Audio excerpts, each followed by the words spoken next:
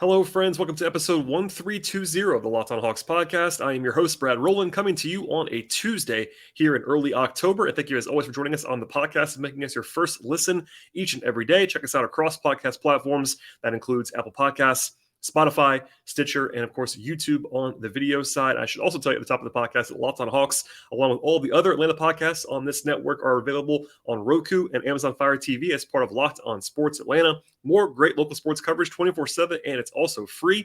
Download the Locked On Sports Atlanta app today on Roku and Amazon Fire TV. Today's episode is going to be myself and Zach Hood of Peachtree Hoops, an old standby in recent days. Zach and I have been talking about the position groups for the Hawks. This will be the fourth one of those groupings, and today we'll be talking about the centers.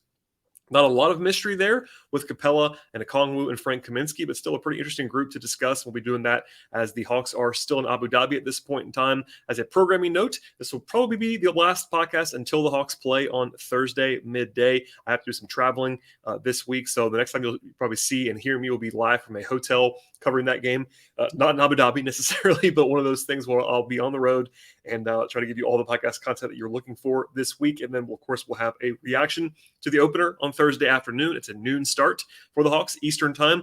And then the Hawks will play again on Saturday against the Bucks in the same spot out there in Abu Dhabi. And it'll also be at a noon Eastern time tip-off on a Saturday. So with all that said, not a whole lot of news to touch on as I record this podcast now on Tuesday. But if you missed it from earlier this week, I recorded a newsy sort of mailbag smorgasbord episode from Monday morning talking about Jalen Johnson and Trent Forrest not traveling over to Abu Dhabi, as well as some mailbag questions and also nuts and bolts at this point in time. We're pretty early in the process still, but the Hawks will be playing games in a very, very short period of time. So buckle up. Please subscribe to the podcast. And after you hear the intro, I'll be back with myself and Zach Hood talking about the Hawks and their center rotation this year. You are Locked On Hawks, your daily Atlanta Hawks podcast. Part of the Locked On Podcast Network. Your team every day.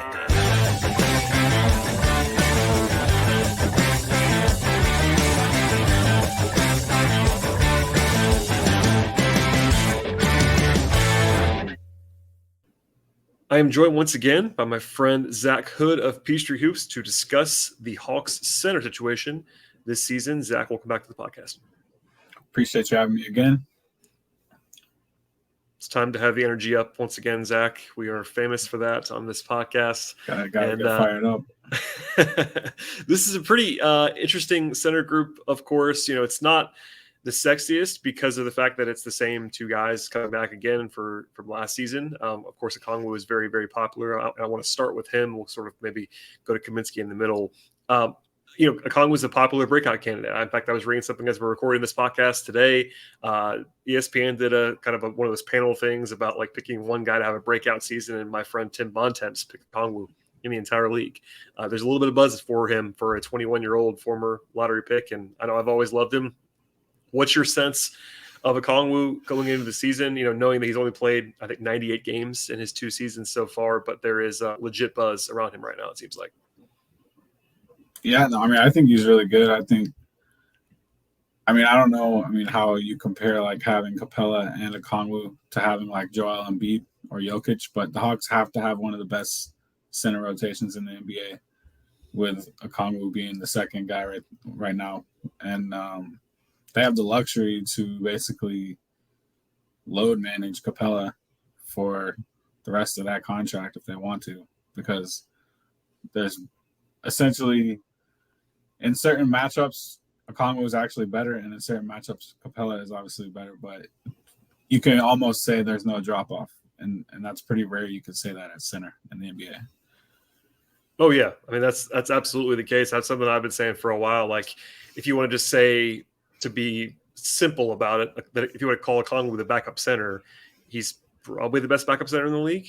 And then you throw in having Capela, who I think is probably a top 10 guy still, but at minimum an above average starter at center with the best backup in the league. That's a pretty simplistic way to look at it, but it's also really, really good. And yeah, there are matchups where Okongwu might be better at this point in time. Like, I've kind of resisted that. I think Capela is definitely the better option right now today. But would it surprise anybody if Okongwu was better than Capela this year? It wouldn't stun me necessarily, and that's not because of Capela. It's because Okongwu is going to be really good, I think. So it's a great problem to have if you want to call it that. Yeah, no, I don't mean like that as anything bad about Capela. There's just certain matchups that, the quicker, younger option will be probably a little bit more suitable. I mean, like the Warriors or, maybe. But I mean, then again, maybe, some of those smaller teams you use Capela more and punish them. But I mean, they'll just have options that most teams don't have. I mean, most teams, if you have a top 12 to 14 center like Capela, they're playing, a pretty good amount of minutes. And it's not, I mean, Capela will play a lot of minutes, but they shouldn't have to force Capela to play like a ton of minutes to where, he'll be worn down. And I mean, they did lose some depth from last season, but I feel like center is obviously the one place where like they're still, I mean, you still have Collins and then obviously, Kaminsky that we'll get into, but I mean, they have a ton of options at center that are, pretty good. So. Yeah, we'll come back to Capela in particular at the end of the podcast, but he's played fewer minutes in 4 straight seasons, and that's the right move. He played 28 or so per game last year. Okongwu jumped up to almost 21 per game. It would not surprise me if those numbers came even closer together. I don't know if it's going to be full on 24-24, but maybe like 26-22, something like that. And listen, there'll be games when Capela misses time, because he's not going to play 82 this year, I don't believe, that you'll see Okongwu play 35 minutes, and that'll be helpful to his overall production. And it's a big year for him. Like we talked about DeAndre Hunter on our most recent chat about it being a huge year for him. Okongwu not necessarily quite on that level because he's not extension eligible yet, but he will be in a year, and I think he can prove a lot of stuff and basically, show off more of his arsenal, because the Hawks have been saying this on the record, even like they want to play through him a little bit more. His ball skills, I think, are really valuable on offense. He's not going to ever be, I don't think, like an offensive superstar, but I think that the fact that he's already a pretty solid free throw shooter, there is hope internally about his shooting overall. His assist rate went up last year pretty notably from year 1 to year 2. And like he's pretty confident with the ball in his hands as more of a facilitator, not going to like just, go one-on-one and kill you. But he's definitely multifaceted in a way Capela is not on offense. So you'll definitely, I think you'll see him, especially with second units, kind of running a little bit more of the offense through him in like that high post elbow area in a way that we've not seen centers do for the Hawks recently.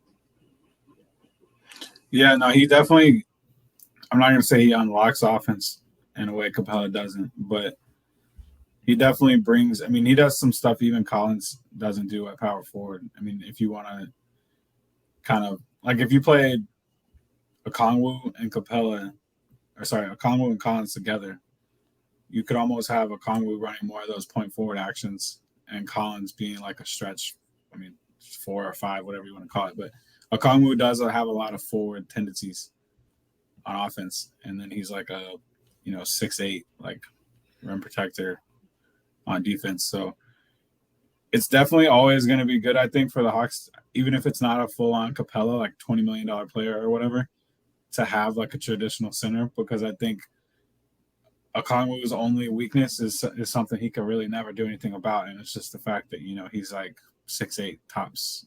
He's not like a very big guy as far as like a center. So it's not like they have to worry about it right now. But as far as if they were going to move on from Capela and make Okongwu the primary center, I mean, you would want to bring in like, I don't know, whoever the big, like Dwayne Dedman type that's going to take, not a lot of money, but you'll have the option to be big if you want to be big, because with Collins being a little bit, similar to Okongwu in that way, it's kind of a small front court to just pay Okongwu and Collins like a ton of money and have that be your, I don't know. It is with Trey, at point guard, that's kind of a small team overall. Yeah, it's a good point in general, and it's more of a future-facing one because obviously Capela's on the team still now. But I do think that once, and kind of assume at some point it's going to be Okongwu's job in the relatively near future. And I'm kind of with you. Like I think he's a center. I've always thought that, but it's not like he is a 7-footer. Even Capela, who's not a 7-footer either, kind of towers over Okongwu. I stood next to Okongwu at the end of last week at practice. It's just one of those reminders. Like I think Jalen Johnson's taller than Okongwu. Like it's not like he's not center sized, but he plays like a center on defense, which is great. Like that's part of his profile is that he's so good in space, but also able to anchor. And really his one, if I were to say, aside from jump shooting, which is we've talked about a lot on this show and other places, like we kind of just don't know what it's going to look like this year with Okongwu's jump shot. It's a popular topic. I get that. But aside from that, the only thing right now that I think he is like a notable minus at is defensive rebounding. Like for a center, he's not good at that right now. I think he'll get better, but that's one of those things you got to point out as well. Like maybe playing him with Collins, who's a big power forward, would be helpful with that. But that's the one. I mean, probably the biggest single difference between Capela and Okongwu in terms of like one guy being great at something is that Capela is maybe the best rebounder in the league, and Okongwu is below average on the glass right now. So that's something that's notable too, especially when the Hawks play, as you just said, pretty small in some other spots. And DeAndre Hunter has been a bad rebounder in his career so far. Capela is kind of needed on the glass in some ways, which we'll come back to. But like, I don't know, Okongwu, that's an area that I've circled. Like, everyone's talking about the jump shot and playing through him and more of that stuff. But like, I want to see him rebound more because he's going to have to get better at that. If he's not going to be elite, and he won't be elite, probably just be okay on the glass. That'd be helpful. Yeah. And I mean, luckily they have Murray now, who's going to be an upgrade at two guard as far as rebounding is concerned. But it's definitely a concern with, Hunter been below average at the three. Collins is, he's above average for power forward, but he's not like, he's in double digits typically or anything. So if they were to lose Capela for an extended time, I mean, Frank Kaminsky isn't a ringing endorsement as far as coming in and helping on the glass either. So I don't know like what they would do on the glass if they lost Capela right now. That's what I mean about like with the future kind of bringing that up is like Murray helps. I just want to make sure I say that before I forget. Murray does help with that. He's a really good defending. He's a really good rebounding guard. But yeah, it's still the point stands. Yeah. No, I mean, Murray's just one area where like I feel like that's probably the most underrated thing that people haven't talked about is the fact that he will be probably. I mean, he's easily going to be the third best rebounder in the starting lineup. But as far as the whole team, I mean, he's going to be one of their better rebounders overall.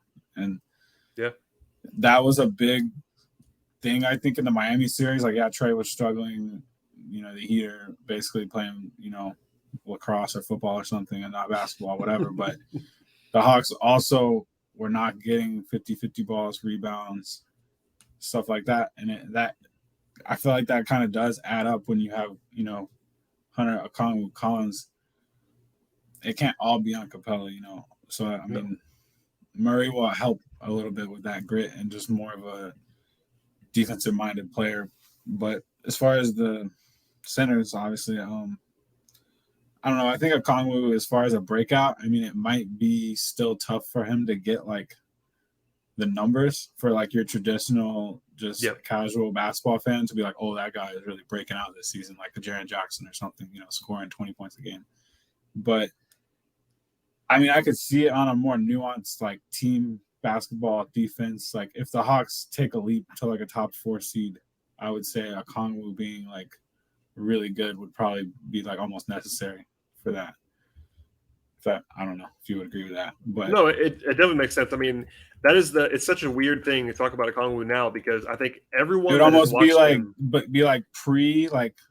Bam, like before Bam was a max player and everyone knew he was really good, but like he was on the cusp of that. That's almost the kind of season Okongwu would have to have, I feel like, for people to actually like realize what like Bontemps is talking about. Like, yeah, I mean the diehards will see it. People are excited about him. He is a former top prospect. But, I mean, realistically, the only way that I can see for him to have the numbers that you're talking about and really even the playing time that a lot of people might associate with a breakout would be to have Capela get hurt. Because I don't think that they're going to just bench Capela. Like, maybe I'll be crazy and be wrong. But, even if you think that Okongwu is better, and I don't at this moment, like, Capela's too good and too established in the locker room to just disappear. Like, he's not going to just disappear. It's not going to happen. I think the closest – yeah. The closest thing to that happening would be Okongwu might be like more of a default closer. But and that definitely might happen. We've seen it happen before. I mean, Nate's played around with it, not a ton, but there have been nights when he's closed with Okongwu over Capela, and I think that's going to happen this year. I mean, it's that shouldn't be a big deal when it happens either, in my mind. Like he's good enough to where that's not a controversial thing to do whatsoever. Well, and especially if he starts hitting threes. Well, I was going to say that. Like, I know there's this hope now, and I was at the open practice. He made a catch and shoot 3. People went crazy, and it was in a drill. And like, I still think he's going to shoot. I've said that since the night he was drafted. Even before that, I've always thought he's going to be able to shoot. But the leap from maybe he can take a couple threes this year to like him being a shooter people respect that's a pretty big gap. So like as far as this year is concerned, I don't think it's going to be a huge thing for him, but I'd be happy to be wrong. If he becomes a legit shooter this year, that'd be great. If he even if he just averaged, I don't know, let's say he got up 100 attempts and made 30 of them.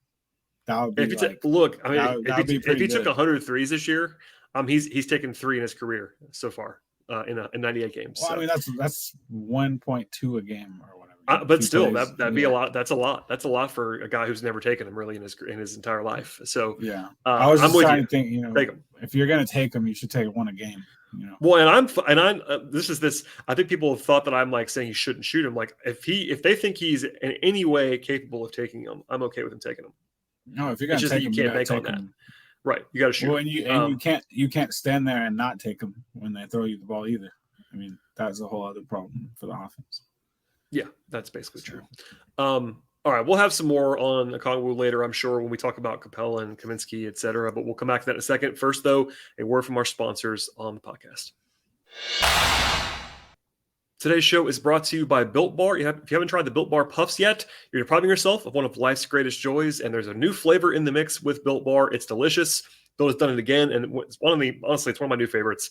It's cookie dough chunk puffs. They have a light and chewy texture, real cookie dough chunks, and of course, they have 100% real chocolate on the outside. That's a staple of Built Bar. All the joys of being cookie dough without actually hassling to make it. Plus, it's actually healthy for you as well. The puffs have 160 calories. They have a whopping 15 grams of protein. And what's great about Built Bar is that all of their bars have collagen protein in them. That helps your body to absorb them more efficiently. It provides a ton of health benefits. Eat something that tastes good. It's actually good for you as well. Go to Built.com to snag a box for yourself or your family. It's a perfect treat, whether you're actually sort of needing a snack for your workout or a late night treat, or just grab something on the go when you're hungry. Built is the perfect protein bar, and it tastes fantastic, even better than a candy bar. You're going to love the cookie dough chunk puff. Ditch the calories, ditch the fat and the sugar as well, and grab yourself a Built Bar today. And go to Built.com to find all the Built Bars you're looking for, including this new and fantastic flavor. And when you get there, use our new promo code LOCKEDON15. When you get there, that promo code is LOCKEDON15, 15% off on your order with Built Bar. One more time, that is promo code LOCKEDON15, 15% off at Built.com.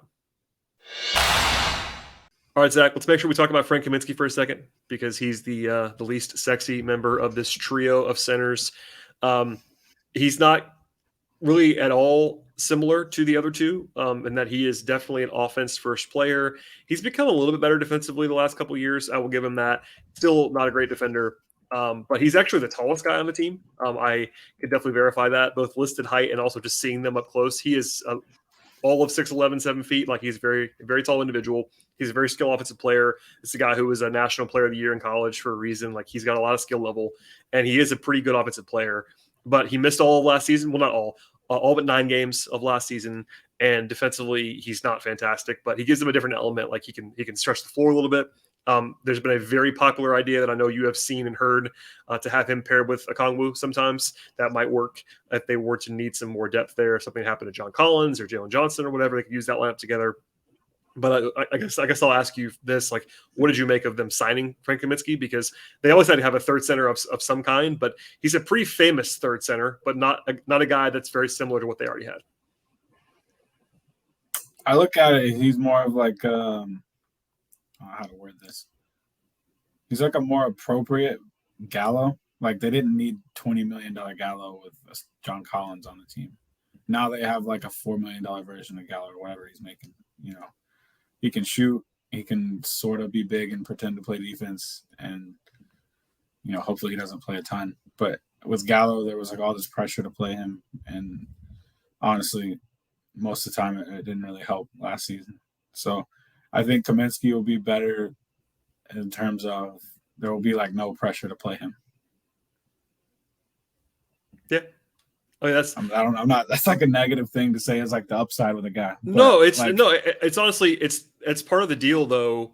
And people have also compared him to Gorgui Dieng from last year. And I'm always quick to point out that like the reason they signed Gorgui Dieng to more than the minimum last year was because Okongwu was hurt. And I know you remember that, but like I think invested more in that spot. What they got out of Dieng though, I don't know that they're going to get that out of Kaminsky. I mean, Gorgui was pretty good.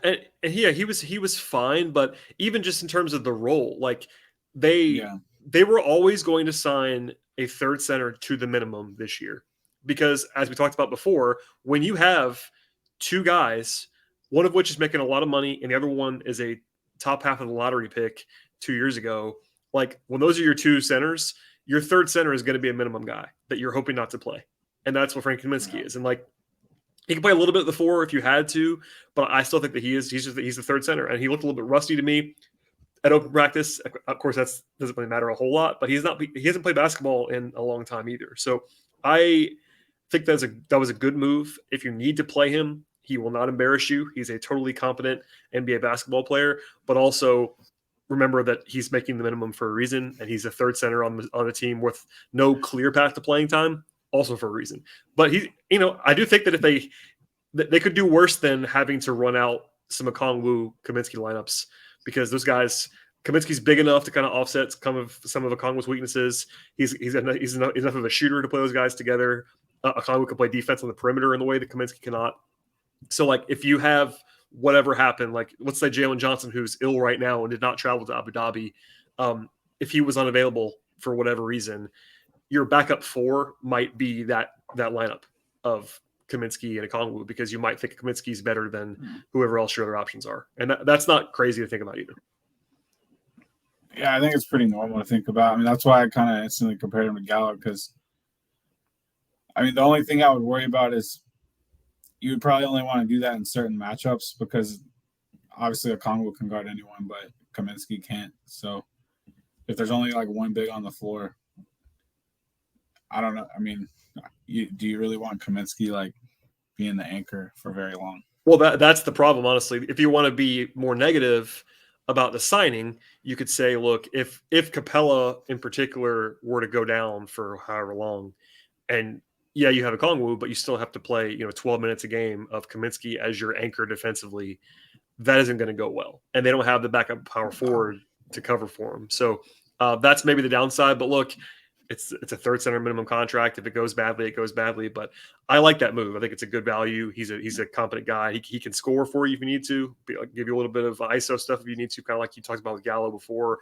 He can shoot it a little bit, and he's been around the block. So he's 29. He seems like he's been in the league forever, but he can play a little bit of 4, a little bit of 5. They have to, and that all works for me. And again, he really does. If you're banking on the Okongwu breakout, he does kind of complement Okongwu pretty well. If they had to do. Yeah, and if you just think about the second unit, you have both Holidays, Forrest, Okongwu are all kind of more defensive minded. Obviously, they brought in all those defensive minded guys.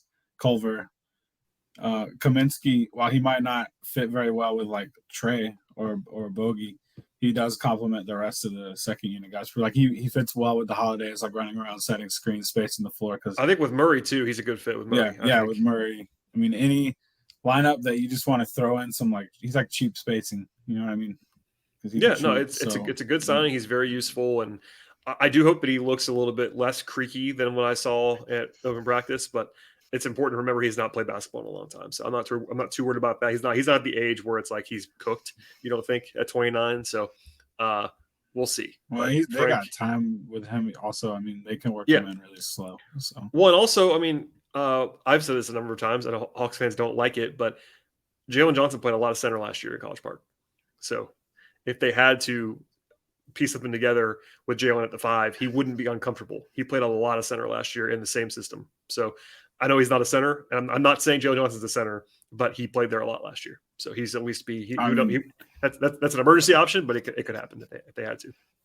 I mean, Jalen Johnson is like ridiculously athletic. So not to make this a he's actually a good fit with Kaminsky too. Like if they had to do the Kaminsky thing, if either one of the centers got hurt and you're throwing out some minutes with either Collins Kaminsky or Jalen Kaminsky, those are pretty good. I mean, all three between those two and Okongwu, they kind of all fit okay with Kaminsky.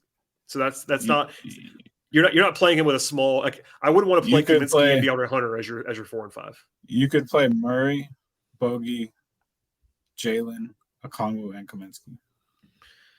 Yeah.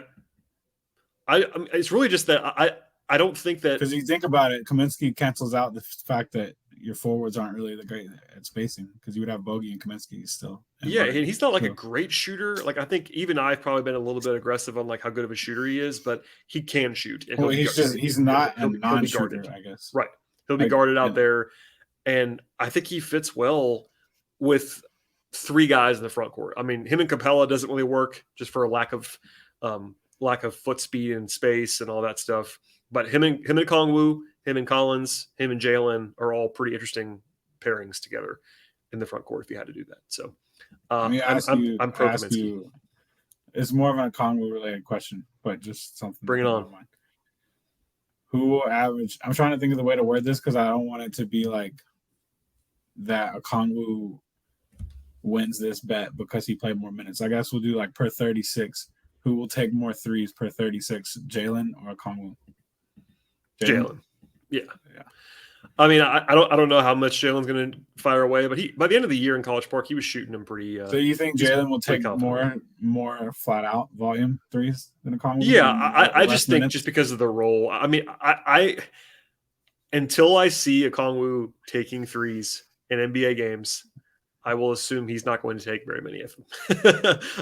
It's just one of those things, and it's not because he can't. I just you got to do it for me to actually see it. And not that Jalen's going to be a bomber. He's not. But just the role, too. Like, Jalen's going to play minutes at the four.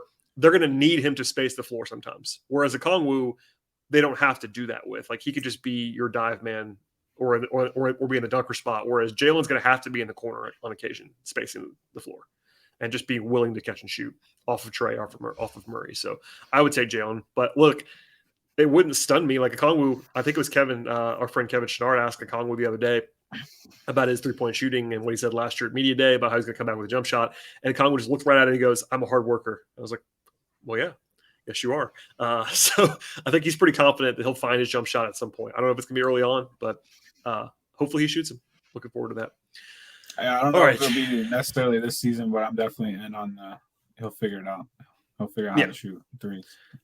I agree. At some point, they're gonna have him do that. I'm not sure how good he'll be at it. That's kind of the big question as well. But I do think mid-rangers. Even Nate said at Media Day, like they're expecting Okongwu to shoot some mid-range jump shots this year at minimum, and he'll be confident doing that. But if he's better at mid-range than threes, most people in the NBA these days are better at threes, at least on a points per possession.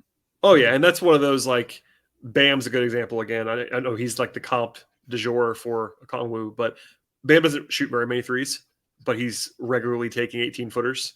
And it's like, I wonder what it would look like if you took more threes, you know? I feel like Okongwu has a better stroke than Bam, not to make this a comparison. No, yeah, I really do. I've always liked Okongwu's I feel like Bam goes through those lulls at the free throw line. And I feel like Okongwu has a really soft touch on floaters and around the basket as well as at the free throw line. I feel like he has a really nice touch. That's part of the reason why people have always, including me, have always like the projection about Okongwu's jump shot is that he does have really good touch.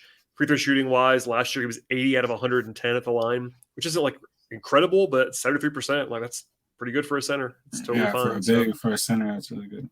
Yeah. So anyway, that's we'll probably come back to him again one more time. We talk about Capela. Before we do that, a word from our sponsors on the show. All right, Zach, let's close up shop with a discussion of Clint Capela, who I know we've talked about already on this episode, but Capela is still really good. I know I've seen, maybe aside from our friend Glenn Willis, I'm seen as the big Capela guy. I think Glenn probably values him even more than I do, but he was, even with a little bit of a down season from him last year, he was still really effective in like all of the metrics. They were still much better with him on the floor than off. Last year, the Hawks had a plus 3.3 net rating with Capela on the floor, and they were negative with him off the floor. I talked about actually earlier this week on a mailbag, just kind of the value of why Okongwu is not the center already starting. It's because they just value Capela so much organizationally from top down. Trey's talked about how much he likes Capela, the screen setting, the rebounding, the defensive anchor stuff. Like he's just really valuable. And I try very hard not to make it a Capela versus Okongwu thing because those guys seem to like each other, and also because like they can complement each other as we talked about before. But I still think that Capela is really good, and that's maybe that's controversial, but I don't think it should be. He's really good. No, some of those games where Trey really struggled, people just like to gloss over the fact that Capela wasn't playing some of those games versus Miami. And I mean, it's really like, it's almost like taking a quarterback's best receiver away in a way. I mean, not that Capela is catching a billion lobs, but he's helping Trey get open like every play of the game. Yep. So it's not like to say that Trey, he couldn't play without Capela, but asking him not to play without him all of a sudden in a playoff setting, I mean, that's like a recipe for failure. So I think, honestly, sometimes it's not even that Capela has to be out there on the floor. Sometimes he just helps Trey get loose and get hot, get a couple of those quick, easy threes because the guard runs into a wall, a screen from Capela, and all of a sudden Trey's wide open from 28 feet. Yep. So there's just like a nuance and timing to that Okongwu probably won't get right away, at least until, he's playing with Trey like all the time. So and Collins, obviously is probably right there with Capela, but Capela is just a little bit bigger, so the screens are a little bit, harder to get around. Yeah, Collins slips more, and Capela just drills people. Capela is better at setting illegal screens. No, he's a craftsman. A lot of them are like you just mentioned, not super legal all the time, but he doesn't get a ton of those offensive foul calls. Every team sets illegal screens. The Warriors lead the world at it. So I'm not. That's a compliment, obviously. It is. Yep. Yeah. I know Kevin really hates illegal screens, but it's one of those things where you want your big to do it, and that's something Nate's talked about too. Like they really do kind of understand how valuable Capela's screen setting is, and just the chemistry that he has with Trey. And that's something that he brought with him, and that's one of the reasons that they prioritized getting him in that trade from Houston, is that he had run a bazillion pick and rolls with James Harden, and he's just a pro at it. And it's not to say that Okongwu can't do it. He's already really good at it too. He's got good. It's just a little bit different because Capela's got so much experience, and he's bigger, and the screens are firmer and all that stuff. Now he does have weaknesses too. He's not a great finisher around the rim. We all know this at this stage. His hands aren't fantastic. I know that too. But the pros outweigh the cons. Is kind of where I've always been. I'll just say this: the Wolves just traded like 46 first-round picks for an elite version of Capela. Yeah, so Rudy's better, but you can have like a B version of Rudy without trading. Like all they traded was like the 16th pick or something. Oh, that was. I mean, I don't care. I know there is a little bit of like, and not anti-Capela. I don't care who you are. That was a home run trade the Hawks made for Capela. Trading a single mid-round first-round pick for Capela was fantastic. Like they don't do what they did 2 years ago without him. He was incredible 2 years ago. Without Rudy being Rudy, he would have been a legitimate defensive player of the year candidate 2 years ago. Can we just? I know you don't want to talk about it, but it's okay. You can't write ECF on the Polaroid. I know a lot of people are going to agree with that. I think he got hung out. I think he got hung out to dry is my guess. But I thought that was. By the way, the funniest thing was the night that all happened. If you missed this, there was the whole social media controversy about Capela. Yeah. The same night the same day that happened was the open practice, right? So the open practice, I think it was Big Tigger was interviewing Nate McMillan on the court, like on the PA. And he asked Nate the same question as the Polaroid. And Nate said his goal this season was to not be in the play-in. That was Nate's goal? That was Nate's goal was to make the playoffs and not be in the play-in. So if he should specify it, because if that's a regular season goal, that's all you can do. I just thought it was very funny because everybody got really mad at Capela for not saying championship. And the head coach of the team literally said, I want to not be in the play-in. That was his goal. And by the way, it's a reasonable thing to say. You know what that really means? That means his goal is not to get fired. Yeah, Nate. I do think that if Nate ends up not being in the playoffs, he might be in the hot seat. We'll see. But no, the Capela thing is what it is. Like I don't know. I think they would probably change it if they were in the play-in again and lost in the first They might. round. No, they might. They might. No question. He becomes at least on the semi-hot seat if they don't make the playoffs. More seriously on the Capela thing, like it is him and Bogey are the vets on this team now. Obviously, Justin Holiday is the oldest guy on the team. He's coming in from outside though, but like the returning vets, it's still Trey's team. Trey's the face of the team. Collins has been around for a long time, actually the longest time on the roster. But Capela and Bogey are the vets, and Capela has been the guy, and really the two of them, I would say Capela and Bogey, but probably more Capela over the last year and a half, Capela's been the one guy who has probably said the most like candid stuff on the record about like struggles and kind of just like saying what it is. Like like when they play bad defense or something. Yeah, he seems to be pretty candid. Like, not everybody, you don't have to be that way, but like every once in a while, a vet's got to be like, all right, we got to be better than this. And it seems like Bogey and Capela are the guys that do that on this roster, which is helpful. Also, I don't know if I said this before, but in case I didn't, Capela's healthy this year by all accounts, and he was not healthy earlier last year. He missed like most of training camp, and the Achilles thing was really bothering him, and he seems to be like 100%. So that's nice. I don't know if it's going to last. He's kind of always battling something at some point, and that's maybe comes with age and minutes, but he seems to be 100%, which would also be very good news. I feel like there's like 6 guys on the team where people are saying that this year. Well, last year was the same. Well, because the last year, that's one of the things that I know we talked about it, you and I, in other places, but like people just have forgotten how banged up they were both early in the season and at the end of the season. I know Bogey's still banged up, and it sounds like he might just nurse that for the rest of his career or whatever. But Okongwu, Capela, Jalen, Hunter. I mean, Jalen hopefully is just, it's not anything physical. Hopefully he just, gets over whatever he's getting over. But those 4 guys, 2 of their top centers and forwards, if all those guys are really feeling, as good as, people hope they are physically, I mean, it could be a completely different story, especially defensively. Yeah. For the team. It's really weird after the last couple of off seasons to talk about training camp and not like have a laundry list of injuries to update on. AJ Griffin's been banged up, and that's kind of the second injury. Bogey's the only one that's not been practicing other than Griffin, and Griffin did practice before they went overseas. So at the time they were leaving, they had the illnesses for Johnson and Trent Forrest, but there was one injury, and it was Bogey. So like, compared to last year when they had four of their core guys who basically didn't play at training camp last year, much at all. And this year it's one. And and the one guy who's not playing is not even supposed to start this year. So like, they're a lot healthier. I think Capela in particular being healthy is good. And then Okongwu bringing it all full circle. Okongwu having a full offseason is huge. I mean, I know I've said that a ton of times. I'm repeating myself a bunch, but the fact that it's really hard to get better in the NBA if you don't have off seasons early in your career to like skill develop. And Okongwu was hurt both of his first 2 off seasons. And it was a shoulder last year too, right? Like a shooting shoulder. Yeah, he's had the labrum. Like, he's had all kinds of little things. But I mean, he said it.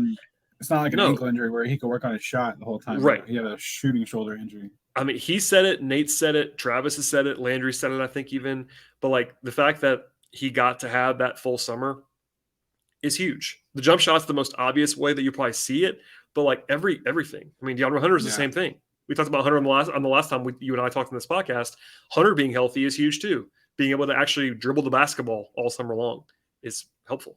So skill development's big. Capela's a vet. With Capela, it's not skill development. It's more just like being able to run. Because last year he couldn't run. Same with Bogey. Same with Bogey. Obviously, Bogey's already got like all the offensive skill that he needs. So. Yeah, Bogey's just going to just be on the court and be able to kind of defend a little bit. And we'll see. I mean, I probably get a question about Bogey's recovery every day. And the only answer I have right now is a giant shrug because they're not giving us any information about Bogey. We'll see as we start getting into games and he's not playing presumably early on, especially on the trip. I don't think he's going to play. And that sort of opens up to asking the question, but we'll see. Anyway, as for the centers before we get out of here, I mean, I'm not concerned at all about the centers. Like, I don't want to make it seem like they have Jokic and Embiid together on this team. They're not as good as those guys, but right, they're really good. I have no concerns about center spot. I mean, if you get an injury, it gets a little bit dicey. But you said it before. They do have a starting power forward who has played a bunch of center in his career, and we all know Collins is not like a defensive anchor at the 5, but he's played center. They have a third center who's been a competent NBA center. Like, they have four center options on this team before you even count Jalen Johnson. Even if you don't count Jalen Johnson as a center right now, he can play power forward and put more minutes for Collins at center. So yeah. So if you get an injury, like I still think Capela is super duper valuable for them. And if he's on my list of guys you don't want to see have injuries, but 21-year-old, going to be 22-year-old Okongwu is in a better place now to be able to fill in if that happens than 19-year-old Okongwu was. So, helpful. Yeah, no, I mean, they're definitely in really good shape at center, and I think it'll be hopefully the least of their issues. Yeah, I mean, they have really good. They have two really good point guards playing together, of course, two star point guards, and then they have a really, really good power forward starter returning in John Collins. That's, I guess, controversial, but he's still really good. And then they have this center spot is as safe as it could be at this point. So we covered a lot on this podcast as always, Zach, but I appreciate you coming on. We have one more lingering out there. I was trying to save shooting guard for last because of Bogey's injury stuff, and we're going to hold that for later on in October, but that is the method of the madness. But what's going on at Peachtree Hoops right now as we record this here in early October? I know it's ramping up, and there's a game this week, Zach, so I'm sure you have a schedule broken out for coverage. It's happening. Yeah, we got a game Thursday at noon, right? And then noon Eastern, yes. I think we're over halfway done with the player profiles, so be sure to check all those out.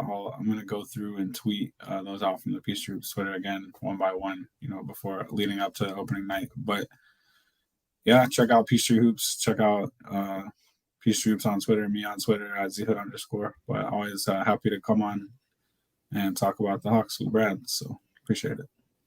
Zach tweets like once every week or so on his personal account, so there's that.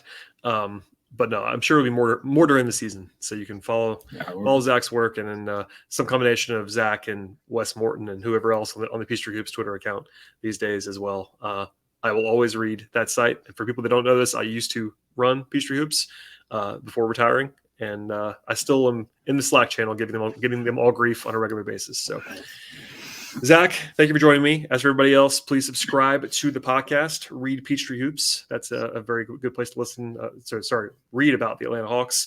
And as far as this podcast is concerned, we'll be back at the very latest after the game on Thursday. So keep it locked, subscribe. We'll see you next time.